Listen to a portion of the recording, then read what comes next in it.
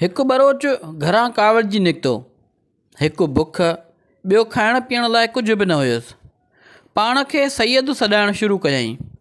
माण्हुनि खां ॾनु ऐं माल वठंदो खाईंदो अची हिकु ॿिए शहर में हिकु वॾे सैयद वटि हवेलीअ में पनाह वरिताईं।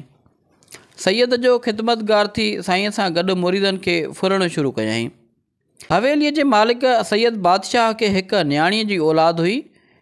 साईंअ पंहिंजी न्याणीअ जो रिश्तो उन बरोच सैयद खे ॾियण जो ऐलान कयो।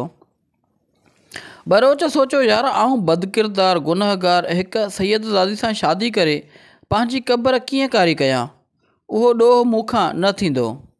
हवेलीअ जो सैयद बादशाह न्याणीअ जी शादीअ जी दावत ॾियणु ॿिए शहर वियल हुजे, बरोच मौक़े जो फ़ाइदो वठी हवेलीअ मां निकिरी वियो। डिघे सफ़र सबबु हिकु वण हेठां थकु भञंदे निंड अची वियसि। वॾो सैयद बादशाह वापसि ईंदे रस्ते में हिन खे ॾिसी वरितईं। हिन सां अची मिलियो, जाॻाए मुख़ातिब थी चयईं त बच्चा, सुभाणे तुंहिंजी मुंहिंजी न्याणीअ सां शादी आहे, तूं हिते कीअं अची पहुतें? बरोच सॼी हक़ीक़त ॿुधाईंदे चयो त ओ साईं, आऊं सैयद न पर बरोच आहियां। मूंखां अहिड़ो पाप न थींदो, आऊं सैयदज़ादीअ सां शादी न कंदुसि। सैयद बादशाह ॿीहर मुख़ातिब थींदे चयोसि, ओ पुट, आऊं बि माछी आहियां, बुख खां अची सैयद थियुसि। हली पंहिंजी ज़ाल संभाल ऐं गादी बि।